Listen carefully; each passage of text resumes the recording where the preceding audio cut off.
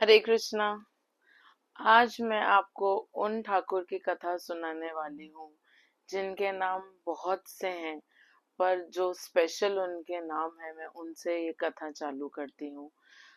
कोई लोग उन्हें गोपियों के नाथ के नाम से भी जानते हैं, कई उन्हें घड़ी वाले ठाकुर के नाम से भी जानते हैं। अब तक तो मुझे लगता है आप समझ गए होंगे कि मैं किन की बात कर रही हूँ। जी हाँ, मैं गोपीनाथ जी की बात कर रही हूँ जो इस समय जयपुर में विराजमान है। गोपीनाथ जी के बारे में कहने से पहले मैं उनके बारे में आप लोगों को थोड़ा संक्षेप में बताना चाहती हूँ, जिन्होंने गोपीनाथ जी को हमें एक श्री विग्रह के रूप में समर्पित करा है। मैं मधु पंडित की बात कर रही हूँ, मैं मधु पंडित गोस्वामी जी की बात कर रही हूँ, जिन्होंने 40 इयर्स 40 साल तक श्री गोपीनाथ जी की सेवा करी है। आइए थोड़ा मधु पंडित जी गोस्वामी जी के बारे में जानते हैं। मधु पंडित गोस्वामी जी नवदीप में रहते थे और वो गदाधर पंडित के शिष्य थे। पर जब उन्हें पता चला कि कृष्ण वृंदावन में मिलते हैं, तो वो नवदीप से वृंदावन आए सिर्फ कृष्ण की खोज में। पर क्योंकि वृंदावन में वो नए थे, उनके पास रहने खाने पीने का ठिकाना नहीं था, तो परमानंद भट्टाचार्य जी ने उन्हें अपने संग रखा। उन वो परमानंद भट्टाचार्य जी के साथ रहते थे, इसलिए उनकी भक्ति भजन और बढ़ता था, क्योंकि वो भी गदाधर पंडित के ही डिसाइपल थे। तो ऐसे वो दोनों एक साथ रहते थे। पर और मधु पंडित जी का एक मधु पंडित गोस्वामी जी की एक और क्वालिटी थी कि वो है ना अपने भाव में बहुत पक्के थे। उनके भाव बहुत दृढ़ थे। वो कृष्ण के प्रति बहुत डेडिकेटेड थे और बहुत समर्पित थे। तो ये तो हुई मधु पंडित जी की बात। अब हम आते हैं परमानंद भट्टाचार्य जी पे। परमानंद भट्टाचार्य जी वो हैं जिन्होंने गोपीनाथ जी का श्री विग्रह उनको प्राप्त हुआ, उन्होंने खोजा, उन्होंने डिस्कवर करा और उन्होंने श्री विग्रह को खोज कर जब उनके हाथ में श्री गोपीनाथ जी की विग्रह आई, तो उन्होंने वो सेवा करने के उससे मधु पंडित जी को सौंप दी गई। तो चलिए आइए अब हम गोपीनाथ जी के बारे में जानते हैं कि वो कहाँ प्रकट हुए, कब प्रकट हुए और वो किस तरीके से वो प्रकट हुए। ये आज मैं आपको सब बताने वाली हूँ। तो शरद पूर्णिमा की बात है। परमानंद भट्टाचार्य जी अपनी निद्रा में थे, तो उनको एक स्वप्न आया। स्वप्न में कृष्ण बंसी बजा रहे हैं और लीलाएं कर रहे हैं। और क्योंकि पूर्णिमा थी, शरद पूर्णिमा थी, तो रास करने के लिए उन्होंने बंसी बजाना चालू ही स्टार्ट ही किया था, बजाना शुरू ही किया था। तो जैसे धीरे धीरे बंसी बज रही थी, बंसी के स्वर भी बढ़ रहे थे। तो जैसे ही श्री गोपीनाथ जी पांचवें स्वर पे आए, वैसे ही सारी गोपियां अपना सारा सुध बुध खो चुकी थी। वो इतनी लीन हो गई थी कि उनको ये पता ही नहीं चल रहा था कि वो किस काम के बीच में है। वो अपने परिवार को खाना खिला रही थी, उनको वो भी होश नहीं था। वो अपने बच्चों को खिला रही थी, उनको वो भी होश नहीं था। वो सिर्फ उनको कृष्ण के पास जाना था, क्योंकि कृष्ण बंसी बजा रहे थे। वो गायों को चरा रही थी, वो अपने और सार्वजनिक घर के काम कर रही थी, पर उनको कोई होश नहीं था। उनका सिर्फ एक ही लक्ष्य था, वो था श्री कृष्ण के पास पहुंचना, क्योंकि वो बंसी बजा रहे थे और उन बंसी की धुन सुन सुनकर वो इतनी मोहित हो रही थी कि ऐसा लग रहा था कि कोई उनको खींच रहा है। तो जब वो जाने को हुई, तो उनके घर वालों ने, उनके सास ससुर, उनके पतिदेव, उनमें से किसी ने भी उनको नहीं रोका, क्योंकि सबको पता था कि अब ये रुकने वाली है नहीं, ये जाएंगी। और वो था वंशी वट, मतलब बैनियन ट्री, मतलब वंशी वट एक पेड़ है वहां पे वृंदावन में। वहां पर कृष्ण बैठकर बंसी बजाते थे। तो जब कृष्ण ने बंसी बजाई, बजाते बजाते जब पांचवें सुर पे आए, तो सारी गोपियां इर्द गिर्द आकर खड़ी हो गई और नृत्य करने लगी और कृष्ण बजा रहे थे। एक बहुत अच्छा माहौल, एक बहुत अच्छा खुशी का और बहुत प्रेम का माहौल वहां बन गया था। तो ये सब परमानंद भट्टाचार्य जी अपने स्वप्न में देख रहे थे। और जैसे ही स्वप्न आगे बढ़ रहा था वैसे ही गोपीनाथ जी ने बोला कि परमानंद, मैं है ना ये वंशी वट वृक्ष के नीचे ही हूँ मैं, तुम मुझे वहां से निकाल लो। तो जैसे ही उनका सपना खुला परमानंद भट्टाचार्य जी का, वो तुरंत दौड़े वंशीवट पेड़ के नीचे। उन्होंने खुदाई करी। खुदाई करने के बाद उन्हें वहां पे श्री विग्रह मिली। और जैसे उन्हें श्री विग्रह मिली तो उनको स्वप्न में क्या आया था, गोपियां गोपियां उनके पीछे भाग रही थी, वो बंसी बजा रहे थे। तभी उन्होंने उनका नाम रखा गोपीनाथ, मतलब गोपियों के नाथ। इसी के साथ दूसरी कथा भी है, वो ये है कि एक समय पे जब वृंदावन में बाढ़ आ गई थी, तो बाढ़ में वो जो वंशी वट का जो पेड़ है वो गिर गया था, वो टूट गया था। तो परमानंद भट्टाचार्य जी, जो उसका नीचे के रूट्स होते हैं पेड़ के, जो नीचे के रूट्स को वो उन्होंने निकाला उस पेड़ में से, और वो उन उस पेड़ जहां से वो टूटा वहीं पे वापस से उसको पुनः उपजाऊ करने के लिए खोद कर डालने के लिए गए। तो जैसे उन्होंने खोदा डालने के लिए वो रूट्स, तो जैसे उन्होंने खोदा तो उन्होंने देखा, अरे यहाँ तो श्री विग्रह है। तो जैसे उन्होंने श्री विग्रह हाथ में ली, बाहर निकाल के हाथ में ली, तो उनको देखते ही जो पहला नाम उनके मन में आया, वो उनके मन में श्री गोपीनाथ ही आया। तो ऐसे ये दो कथाएं हैं जो मैंने सुनी है। तो अभी शास्त्रों के अकॉर्डिंग भी दोनों ही है, पर आगे देखते हैं आगे क्या होता है। फिर जब उनको गोपीनाथ जी मिल गए परमानंद भट्टाचार्य जी को, तो वो जहाँ वो रह रहे थे वहां वो लेकर आए अपने ठाकुर को। तो जैसे ठाकुर को लेकर आए और जिस क्षण मधु पंडित ने श्री गोपीनाथ जी की विग्रह देखी, उनको उसी क्षण यह एहसास हुआ कि ठाकुर, आपको मेरा जीवन, मेरी खुशियां, मेरा सब कुछ मैं समर्पित करता हूँ। आपकी खुशी के लिए मैं कुछ भी कर सकता हूँ, बस आप मेरे पे हमेशा कृपा बनाए रखें। वो ये मन ही मन मधु पंडित जी प्रार्थना कर ही रहे थे भगवान को देखकर। इतने में ही परमानंद भट्टाचार्य जी ने मधु पंडित जी को वो श्री विग्रह भेंट करी और बोला कि आज से मधु पंडित आप ही इनकी सेवा करेंगे, आज से ये ठाकुर आपके हुए। बोलिए श्री राधा गोपीनाथ की जय।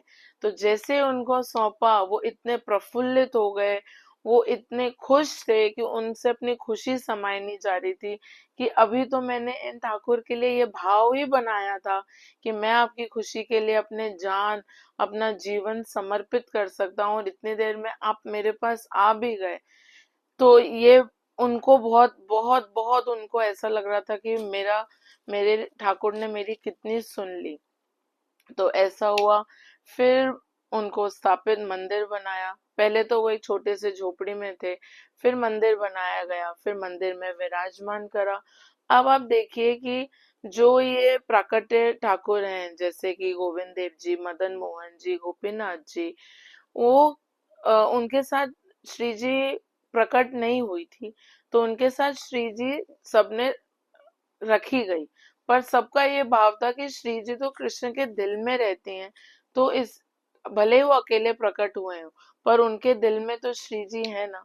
तो ऐसे उनका नाम राधा मदन मोहन, राधा गोविंद देव, राधा गोपीनाथ, ऐसे इन तीनों का नाम रखा गया था। फिर आगे हम चलते हैं। अब हम ये जानते हैं कि ये तीनों विग्रह 5000 साल पहले किसने बनवाई थी। 5000 साल पहले वज्रनाभ, जो श्री कृष्ण के पर पौत्र थे, उन्होंने बनवाई थी।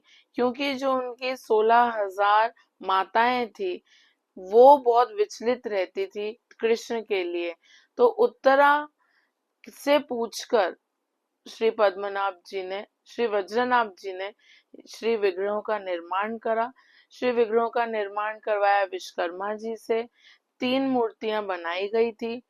तो उत्तरा जी को जब बुलाया गया कि आप बताइए कि कौन से कृष्ण हैं, तो उत्तरा जी ने बोला कि ये तीनों में कृष्ण की थोड़ी थोड़ी क्वालिटीज है, वो पूरे नहीं है।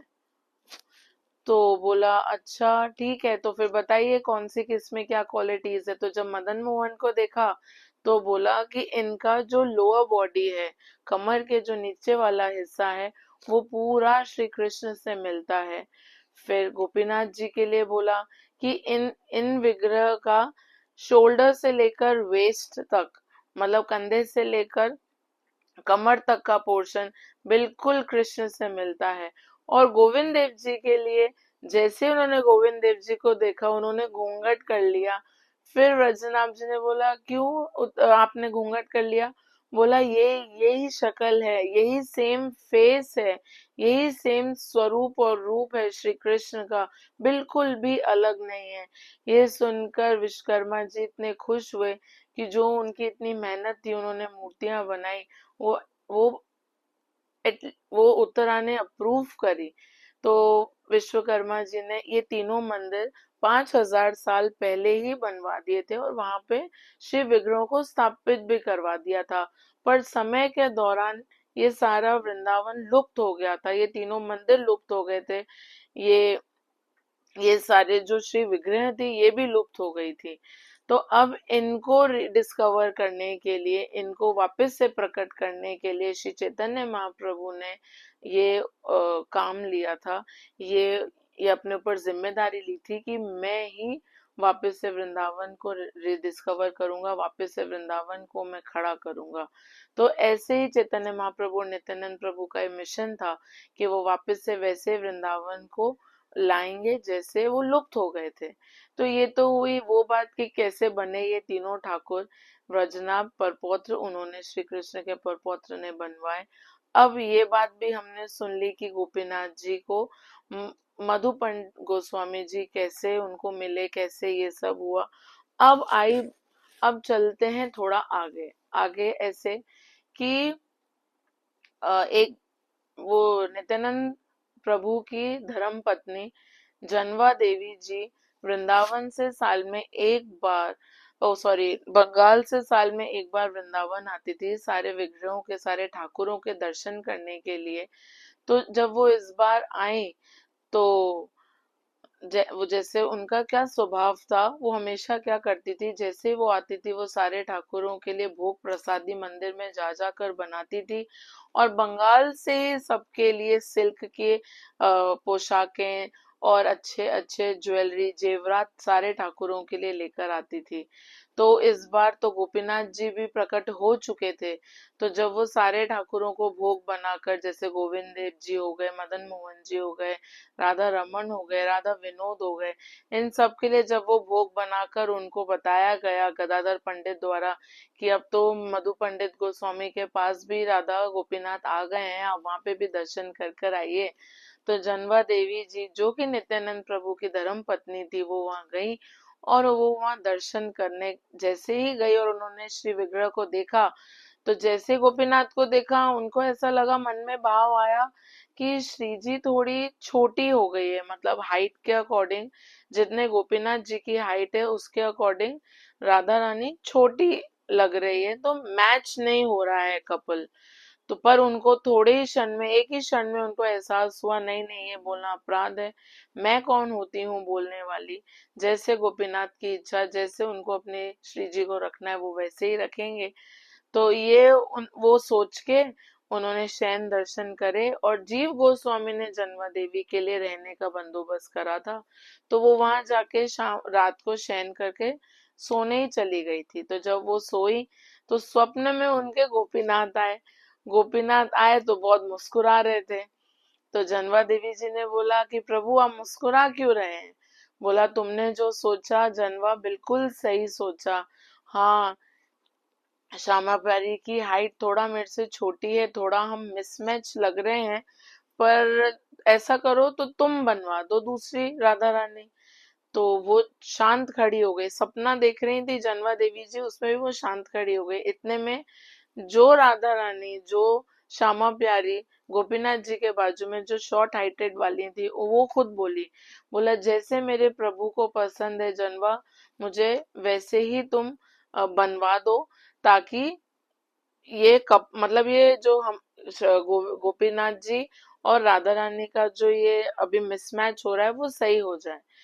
तो जन्मा देवी ने बोला जो आज्ञा, आप जैसी आज्ञा करें, मैं तो बहुत खुश होंगी।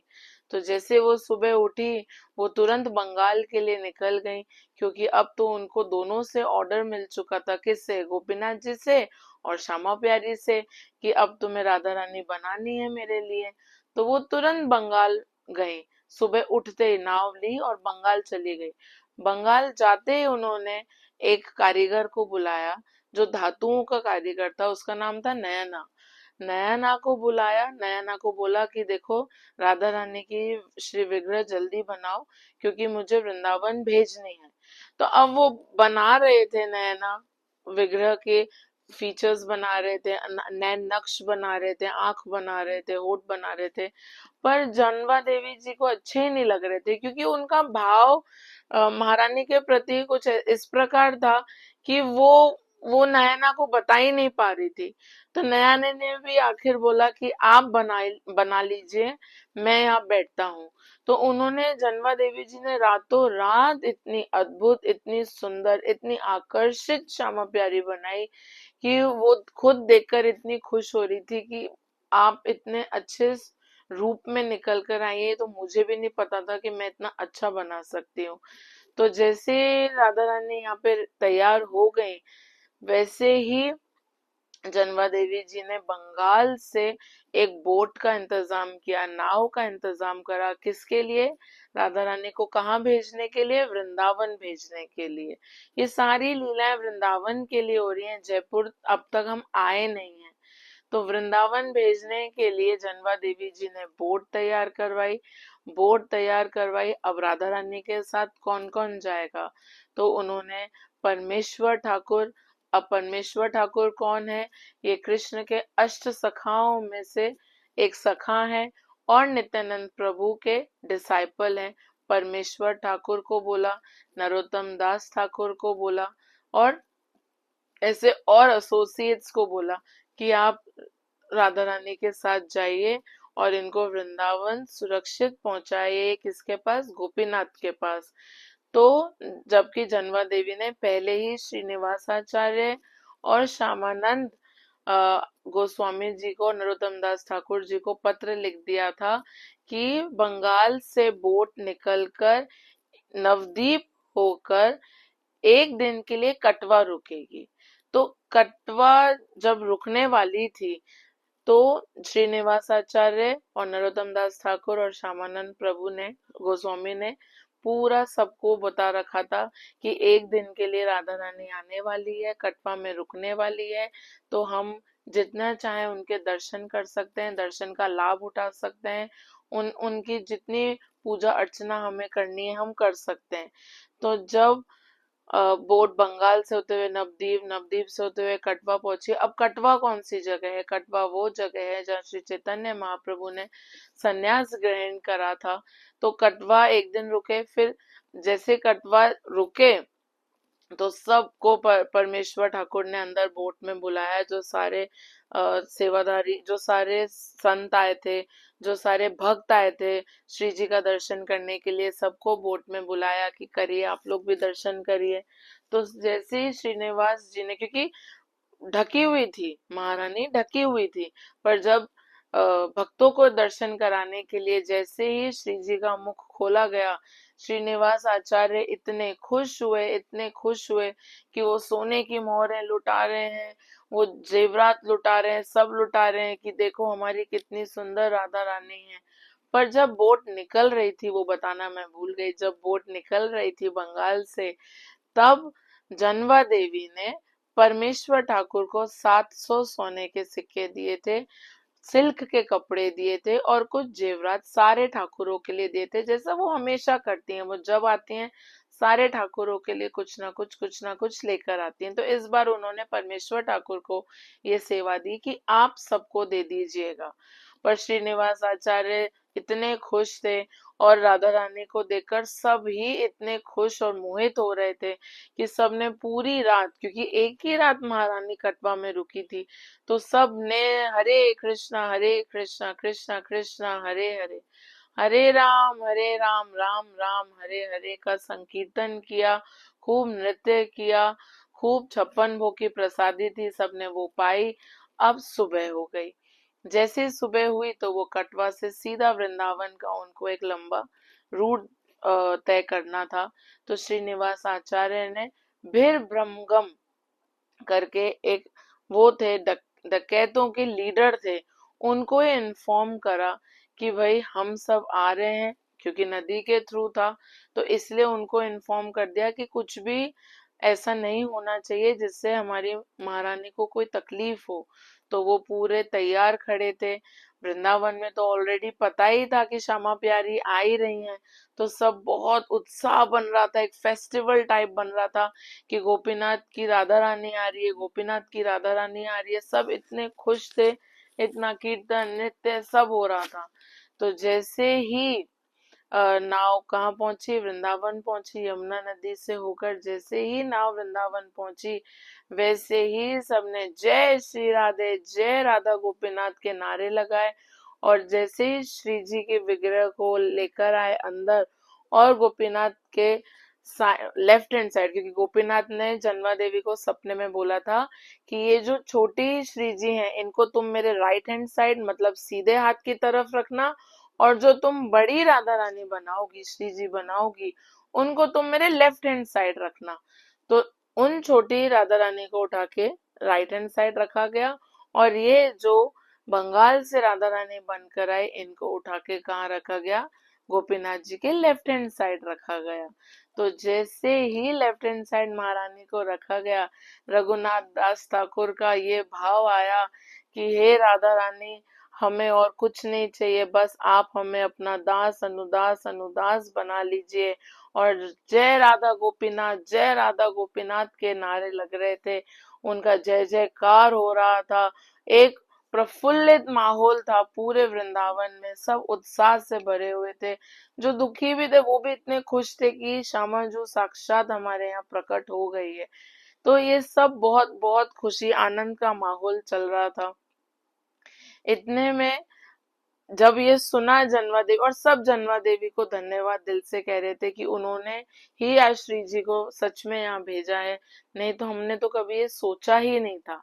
तो जब जन्मा देवी को बंगाल में ये सब पता चला कि वहां पे इतना प्रफुल्लित माहौल है, खुशी का माहौल है, सब नृत्य कर रहे हैं, कीर्तन कर रहे हैं, तो उनका भी बंगाल में मन नहीं लगा।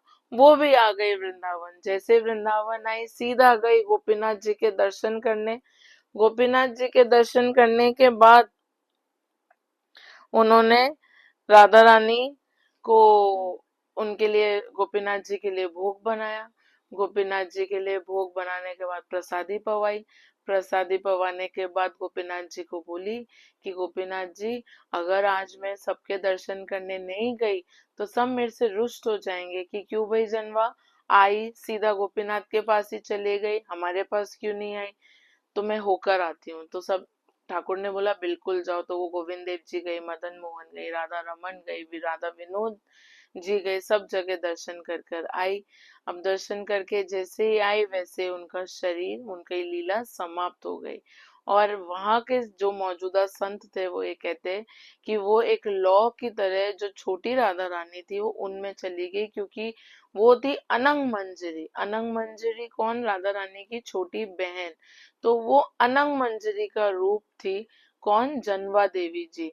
तो जब, और अब वो जो छोटी राधा रानी है उनका नाम हो गया जनवा अनंग मंजरी। वो ऐसे मंजरी बन गई। वैसे ही मधु पंडित जी, जैसे हमें पता है राधा रानी की अष्ट सखियां हैं, तो अष्ट सखियों में से एक सखी का नाम है चंपक लता। तो मधु पंडित गोस्वामी जी भी चंपक लता जी के जो अंडर सखियां आती है उसमें से वो एक सखी थे। उन सखी का नाम था मंजरी। मैं नाम भूल रही हूँ। उन सखी का नाम था, हाँ, उन सखी का नाम था मंडली सखी। मंडली सखी चंपक लता सखी के अंडर आती थी। चंपक लता सखी राधा रानी की अष्ट सखियों में से एक है। तो वो जनवा अनंग मंजरी हो गई, और मधु पंडित जी भी मंडली सखी के नाम से जाने जाते थे। तो ये हुआ श्री जी की स्थापना और राधा गोपीनाथ की स्थापना की पूरी कथा। और ये बात वो भी हुई कि राधा रानी कैसे आई, कैसे उन्होंने अपना वैभव बढ़ाया, कैसे गोपीनाथ जी ने लीला रची और राधा रानी को लेकर आए। अब हम आते हैं कि वो जयपुर कैसे पहुंचे। जैसे कि हम सब जानते हैं मुगलों ने वृंदावन पर अटैक करा था, तो वृंदावन के तीनों मेन ठाकुर राधा मदन मोहन, राधा गोपीनाथ और राधा गोविंद देव जी जयपुर आ गए थे।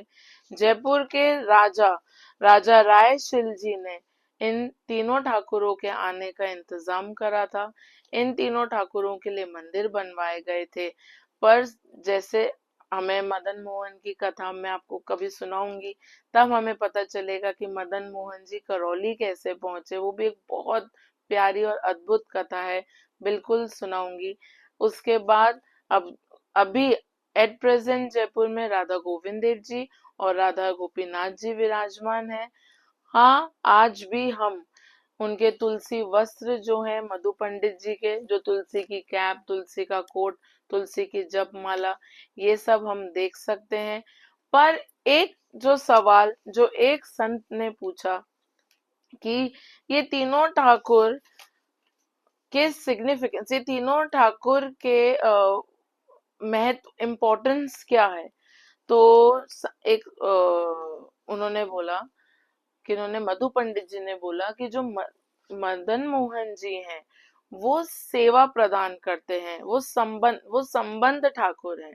वो आपका कृष्ण से संबंध बनाते हैं। कौन से ठाकुर? मदन मोहन जी ठाकुर आपका कृष्ण से कोई ना कोई संबंध बनाते हैं। इसलिए बापू हमेशा कहते हैं कि हमें कृष्ण से कोई ना कोई संबंध बनाना चाहिए, चाहे मित्र हो, चाहे सखा हो, चाहे पिता हो, चाहे दोस्त हो, चाहे कुछ भी हो, पर एक संबंध हमें कृष्ण से जरूर बनाना चाहिए। और जो गोविंद देव जी ठाकुर हैं वो हमें सेवा प्रदान करते हैं, वो अभिधेय ठाकुर हैं। वो कृष्ण के प्रति जो भी हमारी सेवा के प्रति रुझान है वो श्री गोविंद देव जी की देन है। पर जो राधा गोपीनाथ हैं वो प्रयोजना ठाकुर है। उनके आगे आप नहीं उनके आगे कोई ठाकुर ही नहीं, वो प्रयोजन ठाकुर है, वो एंड है, वो है डिवाइन प्रोसेस और अल्टीमेट स्टेज ऑफ भक्ति है। उनके आगे कोई भजन भक्ति है नहीं। और आप गोपीनाथ तक तब पहुंचेंगे जब राधा मदन मोहन और राधा गोविंद देव जी की आप पे असीम कृपा रहेगी, क्योंकि राधा गोपीनाथ एक फाइनल स्टेज है। जो यहाँ पे पहुंचता है राधा गोपीनाथ के पास, उनकी भजन भक्ति कैसी भी हो, गोपीनाथ जी उनको एक्सेप्ट करते हैं। ये सबसे बड़ा पॉइंट है राधा गोपीनाथ जी की सेवा सेवा जो कर रहे हैं, जो उनके मंदिर जाते हैं या जो भी उनके दर्शन करते हैं, ये है कि वो एक लास्ट है विद अनअलॉयड लव ऑफ प्रेमा भक्ति। मतलब उन उनसे वो प्रेमा भक्ति की लास्ट स्टेज है, आप ये समझ लीजिए। तो ऐसे राधा गोपीनाथ जी की स्थापना हुई। ऐसे राधा रानी जो गोपीनाथ जी की हैं वो स्वयं खुद पधारी अपने आप को बोलकर कि मुझे आना है। और ऐसे ही हमें भी, हमारा भी ये भाव जीवन में होना चाहिए कि राधा रानी जैसे आप गोपीनाथ जी के पास गई हैं खुद, वैसे ही हमारे ऊपर थोड़ी थोड़ी थोड़ी 0.1% कृपा दृष्टि हम पे डालिए और हमें भी अपने पास बुला लीजिए। बस हम यही चाहते हैं। इसी के साथ आज की ये कथा समाप्त होती है। आई होप आप सभी लोगों को ये कथा अच्छी लगी हो। और अगर इस कथा में आपको कुछ भी समझ में नहीं आया है या कोई प्रश्न है तो प्लीज आप मुझे कमेंट करके पूछ सकते हैं। हरे कृष्णा। धन्यवाद।